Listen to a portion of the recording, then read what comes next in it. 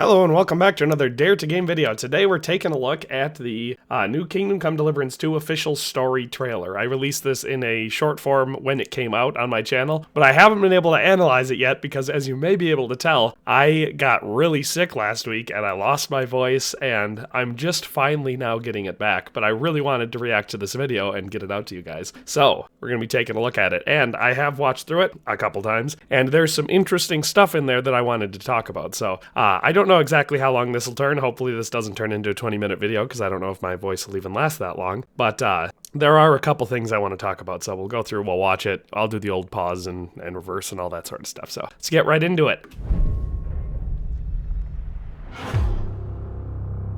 Is that what you really want, son?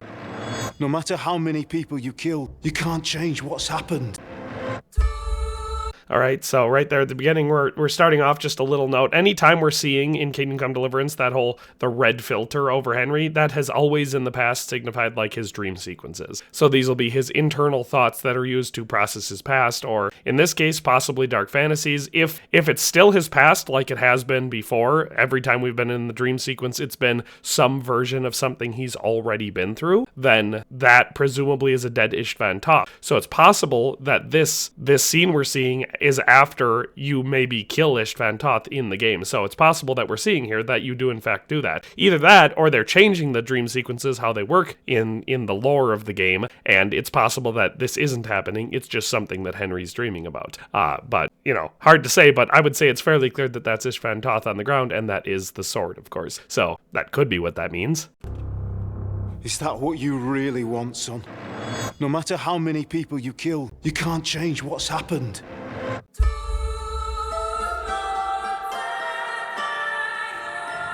Ordentes fortuna juvat! What does that actually mean? Fortune favors the brave. All we have to do is deliver a letter to Lord Otto von Bergov and ride back again. I mean, that's our first wide angle, I think, of Trotsky. If that's Trotsky Castle, which I believe it is, that's our first wide angle shot. Oh, before, we've only ever seen it tilted, so it looked a lot smaller. But now I can actually see why they were. So in one of the previous trailers or gameplay, I can't remember what it was, but they were talking about how impressive this castle is. Seeing it from the side like that, yeah, it is pretty impressive. That's pretty large. You can see we have two major keeps on it, which is historically accurate. That's what the castle looks like. But I totally didn't know it was that large. That's a very large curtain wall around that side. We could see some stockades down here, but I'm guessing that's a siege camp. So this must be a shot from when Trotsky's being besieged. This is something we've seen in a lot of their footage leading up. Clearly, the whole castle siege mechanic is going to be a large part of this story. I'm guessing that it's going to be the League of Lords group going around doing that, which from the people that we are already aware of, obviously Sigismund being the one that the League of Lords are supporting. So we've seen him. I think it's possibly in this trailer where we get our first really good shot of Sigismund, and I'll point that out when we get there. But obviously Markvart von Aulitz, Istvan Toth, Sir Eric of Bumfancy, there's quite a few of them that we've seen already and we know are going to be involved, and that's the side that presumably they're going to be involved on. So yeah, there's an excellent shot of Trotsky that I'm really excited to explore that castle. And ride back again. There, of course, is Otto von Bergov, so clearly an older gentleman, but looks rather wealthy and has a large-ish hall. So wouldn't expect much excitement there. Hans, look at me! Henry! For the love of God!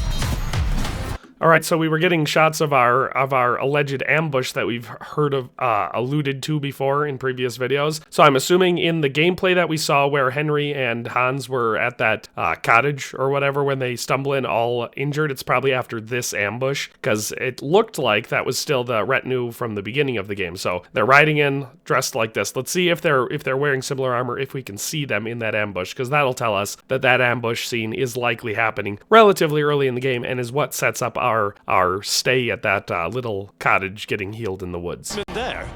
Hans, look at me! Alright, I'm not sure. Henry! For the love of God! Okay, this is one of the scenes that I really wanted to focus on, so I'm going to go back and I'll replay it without talking and everything, and then we'll talk through it. But this is something I wanted to focus on because I noticed it right away and I was like, oh, that could be cool. As for that first part, I don't know what to say. I don't know if that ambush was because I didn't get a good look at Henry or Hans, and I didn't see any Lords of Lipa colors. Here we're seeing something, but we're seeing Hans being injured, and what we see from the outcome of that other ambush that we've talked about, Hans is the one who seems to have gotten off relatively unscathed, and Henry's the super injured one. So it's entirely possible that this is from a different point in the game. So I'm guessing battle, combat, serious trauma, injuries is going to be a lot more common in this game than it was in the first game. But the fidelity on their armor looks fantastic. I mean, it looks really good. The cuirass isn't bending at all, which is always something that I get annoyed about with video games when they render in the like solid steel cuirasses and then they'll have cutscenes where it's bending with the body, and that always bothers me. But it looks nice and rigid here, and everything just looks so great. That helmet looks really cool too. My boy, war is a nasty business. Okay, so that right there, the guy saying war is a nasty business. I don't know if this is possibly a secret or something like that, but that guy could be one of two people in my opinion. And it's one of them we're going to see later in the trailer who's wearing armor somewhat similar to this, and that would be Jan Žižka, famous Hussite Wars commander. But honestly, from the way he says that, my boy, war is a nasty business, it reminds me of Istvan Toth saying that in the first game, and his voice sounds like him. So I'm guessing this is Istvan Toth, which is interesting for a couple reasons. One of which being, we're seeing kind of uniform colors among this guy and the men that are with him there. So we're seeing that sort of cream and maroon type colors. I mean, this guy on the other side isn't really wearing a whole lot of that, but, they kind of match. So it's possible that he's a lord or at least has his own, dedicated retinue. I love that outfit, by the way. That suit of armor looks awesome. But I'm interested to see exactly what that is. But my theory is this is Istvan Toth, and it's possible he's a robber baron. Maybe he's separate from Sigismund's forces, or maybe, like I said, he's got his own small seat of power in this game and will be one of the goalposts that we're moving towards. But like I said, I'm guessing from his voice and the fact that that's a line that Istvan Toth said in the first game that this character here is Istvan Toth. So that's just my bet. I don't know if that's been confirmed or not. Sometimes I say things where I'm like, wow, this is my theory, and then someone's like, yeah, they already confirmed that. And then I feel a little embarrassed, but not too much. My boy, war is a nasty business.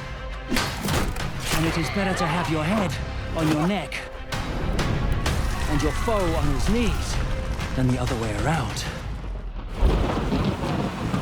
All right, well, we see a lot of cool stuff there. I won't go through it all in detail, but just the amount of violence in this trailer tells me that this story is likely going to have a lot more conflict than the first one. Now, don't get me wrong, I love the first game. It's one of my top 3 games of all time. It's a fantastic game, but I usually describe it to people as a slow burn. There is action in it, and of course, you can personally pursue a lot more action because you can go hunting down bandits and stuff like that, so you can constantly be fighting if you want to. But in the story itself, there's only a couple action set pieces, right? There's 3 or 4 battles, and most of them aren't very large scale. This game, from what they've been showing us, has a lot more. There's just constantly violence going on. This guy, we've seen him a couple times, both in this trailer, and I think we've seen him before, so it's possible he might be a new recurring character that we're seeing. I really enjoy his whole vibe. He's definitely got what looks like an experienced soldier's kit. He's got a dirk in his hand, which is cool, because if you remember, in the first game, we had daggers that we could have in our inventory, but they weren't equipable, and you really only used them for stealth attacks. I would be really interested to see if daggers are equipable in this game. But anyway, like I said, we've seen him a couple times. Not sure who he is, though. And your foe on his knees than the other way around. These days we have all sorts of vagabonds, drifters, outlaws. Yeah, see, there we see him again. And it's when it said outlaws, so I'm guessing he's going to be something of a recurring character. Maybe he's separate from the story, like he's not involved in the main conflict at all, but he's just like a Robin Hood type character.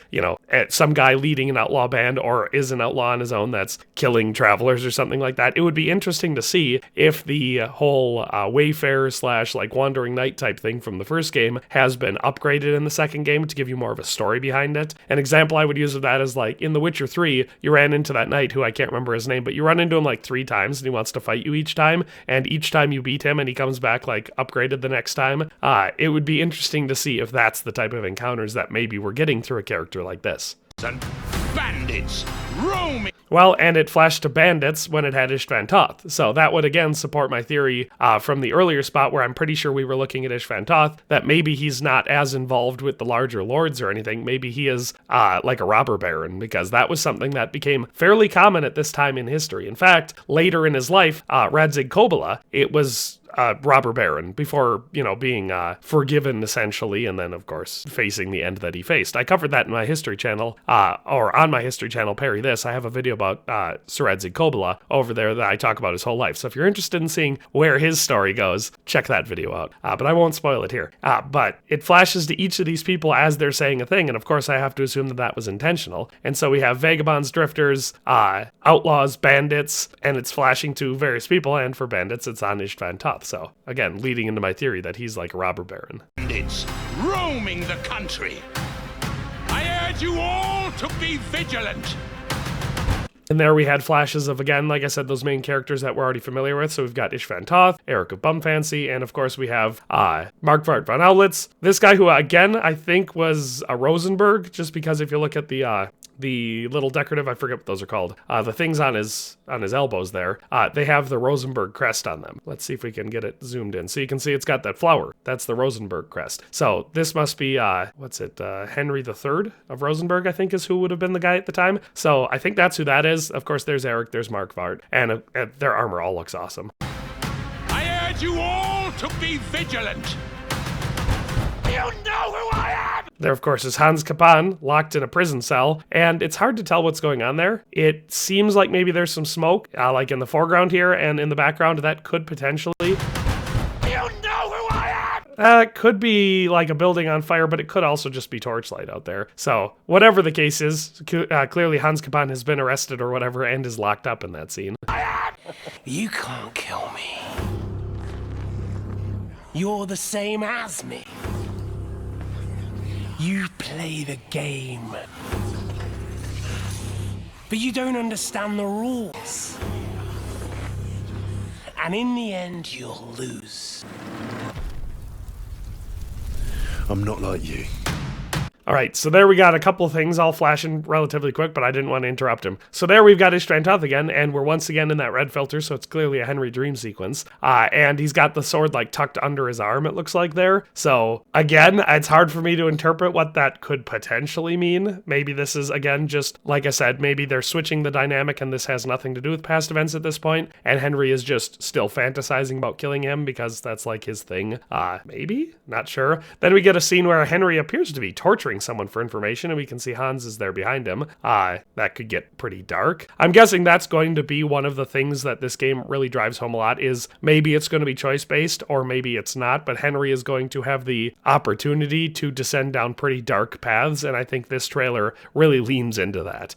They've referenced it before, that Henry, by the end of the story, they said in the first game you're basically going from a boy to a man. In this one, they said a man to a warrior, and they were very specific that they said, and not necessarily a hero. So it's possible that you could get pretty dark in this game. I'm not sure. There we got someone who appears to be digging a mass grave for a lot of bodies. So maybe that's an allusion to how many people that Henry kills. Hard to say. And here we get another cool reveal, where I believe we are looking at Jan Žižka. This is again why I said that that person earlier could have been Jan Žižka, because this armor looks a lot like what he was wearing, what that guy was wearing. You know, we've got sort of this gambeson with the decorative frills on the sleeve there that looks a lot like the earlier one does. We have the cuirass on it. The colors appear about the same, so it's possible that that guy, they're just kind of tricking us into thinking that it was Istvan Toth, or maybe I'm just overanalyzing it, because it could have been Jan Žižka, because this guy is. And here we're seeing an eye injury, and he had one and then later goes fully blind in that. That's a famous historical fact. So I think we can tell two things from here, judging from the fact, you know, when this game takes place, the characters that are introducing, the conflicts that they're introducing. My guess would be that they do plan to continue this series after KCD2 with either a game or multiple games set during the Hussite Wars. So I'll be there for that. I'm not like you. And there we get a reference to the fact that they moved up the release date by a week, so it's no longer coming out on February 11th. It is now coming out on February 4th, so we get it a whole week earlier. Awesome. Props to Warhorse Studios for doing that. It is absolutely the right choice to do. I think it gives them a little bit more space between this and some of the other releases, so that's always a great strategic choice, and if the game is ready, why not release it early? So that's a good sign. I've also heard other things of people testing the game with hardware that they ran the first game on, and they said that the hardware that they were using did not run the first game very well because of optimization problems, but it ran the second game much better. So despite the fact that this is a much larger, more updated game with a lot more stuff in it, it's clearly optimized a lot better. So that is excellent news for PC players. Sigismund is mustering his allies and their armed forces to... All right, there, I'll play through that again, but there we get to see like I said, our first real good shot. Well, we get a bunch of armor here. So the armor variety that we can see in this shot is just stunning. That helmet right there, very excited about that. Love that style. But we're seeing everything along the scale, just a ton of armor variety. Love that. But the real big deal about this little section here is our first good glimpse at Sigismund. So we get, at this point, I don't know what he was crowned. Again, on my history channel, I also have a video about Sigismund of Hungary, going through kind of his whole life story, and he has a whole lot of titles throughout his chain. So I don't know if he's Holy Roman Emperor at this point. I don't remember. But clearly he looks pretty fancy. And, we're seeing some rather noble looking figures around him. So I'm just so excited for the amount of variety and nobility that we're likely to see in this game over the first game. Mustering his allies and their armed forces to Kuttenberg. He'll have torched all our fortresses and carried off everything that we possess. All right, there we got some more shots to talk about. Obviously, another great shot of Trotsky Castle. Looks awesome. Just a really beautiful castle and a great strategic location. We see our retinue riding up to it. Again, this is not the armor that they were wearing at the beginning, so this must be at some point after that, because Henry's wearing full plate armor instead of, the brigandine and everything that he was wearing at the beginning. Here we get a different shot of a siege than we've seen before, but this one is a offensive siege cannon being used against a castle. This is clearly not Trotsky, though. So, we're seeing multiple sieges, which is something that I definitely enjoy. We get another siege scene here. This looks like yet another different castle because the architecture here looks very different. This could be Kuttenberg. So maybe they're going to show Kuttenberg. No, but that would take place before this game. So I don't know where this is, but here we clearly have Eric with a medieval style saddle, which I'm very excited about because they've upgraded the saddles and horse gear a lot over the first game. They had like Western style saddles in the first game, but here clearly they're going for the more medieval theme, and I love that. But we see Eric leading some sort of an assault on some sort of a walled settlement, so that's exciting, and it appears to be at night with ladders, so it's possible that it's a stealth attack, so you always love that. Of course, we get our stereotypical medieval torch lighting a roof on fire. I like that the roof is wood tiles, but there is some straw on it, so that's interesting. Carried off everything that we possess. Now! Are we seriously gonna wait? Cower in a corner? All right, several more things there. We get, of course, some drawbridge action, which I always enjoy, and some more combat scenes with sieges. Got firearms being used. A person hacking down an interior door with a siege axe. Always love that. We got this guy with his rather fancy hat cowering inside. He looks kind of like one of those guys from the Sigismund scene. Let me see. Where's the Sigismund scene? Oh, never mind. It's just a similar outfit. The guy's clearly different, but that guy on the right there has that same hat. See? Let's go back to him. See? They have the same hat and basically the same outfit, but this one just looks older. So that's interesting. Then we get another scene here where we got Eric facing down Henry, lying on the ground like a defeated troll, wearing a decorated cuirass. So once again, a different suit of armor for Henry. So this could be a vastly different point in the game, or maybe they're just swapping out the armor a lot for the cutscenes. It's possible that Eric has gotten an upgrade from the first game, and so now maybe he's like the runt of this game. He's going to be a serious mid-boss for Henry to take out or something, but whatever the case is, I'm getting some mild antagonist vibes from him. We're in a corner. Gonna drive them out in They got another fight scene with Eric. See, we're seeing, it's always easy to tell because of his distinctive white armor, but we're seeing another fight scene with Henry at a different point between them. So clearly they're going to be clashing throughout the story. drive them out in shame.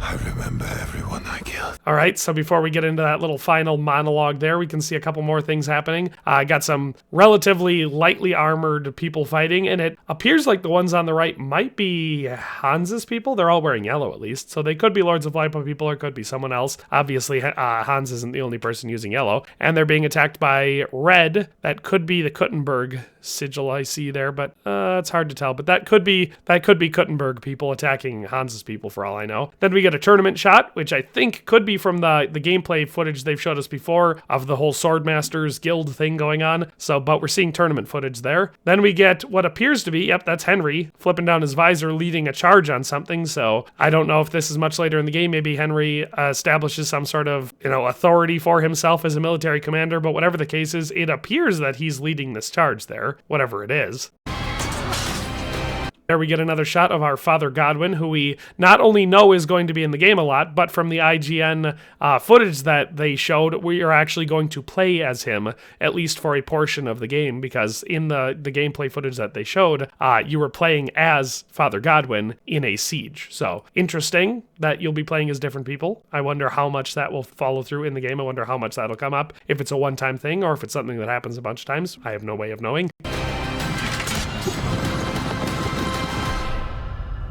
I remember everyone I killed.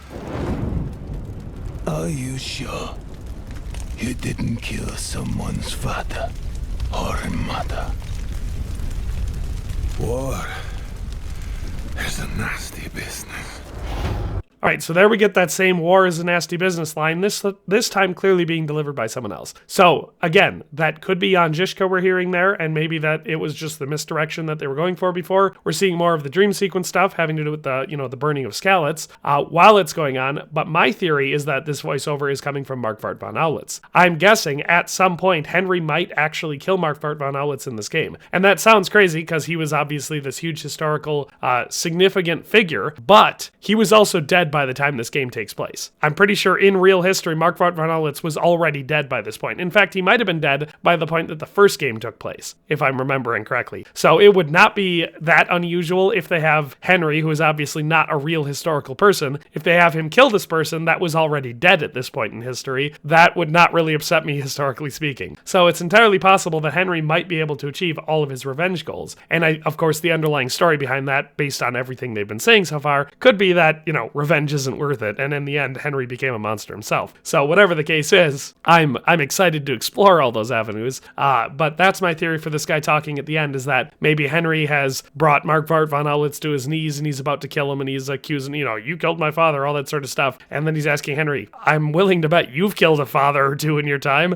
You've went around killing scores of people at this point. They had family, they had brothers, sisters, fathers. You're also a murderer. So, interesting enough, that's kind of my theory for what's going on in this final voiceover. Are you sure you didn't kill someone's father or mother? War is a nasty business. So yeah, that's all there is with that trailer. So like I said, lots of cool stuff in there. Very excited for it. From this picture here, we're seeing, again, I keep forgetting her name, but this lady that's been showed several times in various footage things, she's clearly going to be a part of the story. We have Hans over on the right. Hard to tell who we have on the bottom left. We see the top of his face, but I'm not sure who it's supposed to be. Obviously Henry in the center. Again, February 4th, it's available for pre-order. There are various pre-order bonuses. So the special edition or gold edition, whatever it's called, the more expensive edition, comes with the season pass. So if you get that, there will be 3 story expansions if you buy that one. Other than that, if you just pre-order any of the versions, you get the Lion's Crest set, which is an armor set that you'll have access to in the game. Like I said, comes out on February 4th. What else is there to talk about? They released specs for the game. I'm not going to do a video all about the specs just because I feel like that's kind of pointless, but it's all good news. The hardware for it is not ridiculous. You can find it online, so if you need specifics, you can find it, but suffice it to say, based on the hardware in there, if you built your PC 2018 or newer with like modern technology at the time, you're probably going to be fine. I have not upgraded my PC in several years, and my hardware is more than enough. So that's good. I saw that on current gen stuff, so I think it was like the Xbox Series X or whichever the new Xbox is, that it will be able to run 60 frames per second. So I know a lot of people were worried about that, so they did confirm 60 FPS unlocked, and so PS5 should also follow that spectrum. So if you're doing it for any current gen stuff, it is going to have the performance that you expect out of a modern game. So I'm losing my voice, but that's all for today. This was a very exciting video to see. Love everything I'm seeing about this game. It looks fantastic. I cannot wait to get my hands on it. So that's all for today. Hope you enjoyed the video. We'll see you next time. Thanks for watching another Dare to Game video. If you like this video, please leave a like and a comment. If you haven't already, be sure to subscribe to the channel. If you like my content and would like to support this channel, consider becoming a member today for as little as $1.99 a month. It makes a huge difference. But in any case, thanks for watching and have a nice day. I'll see you next time.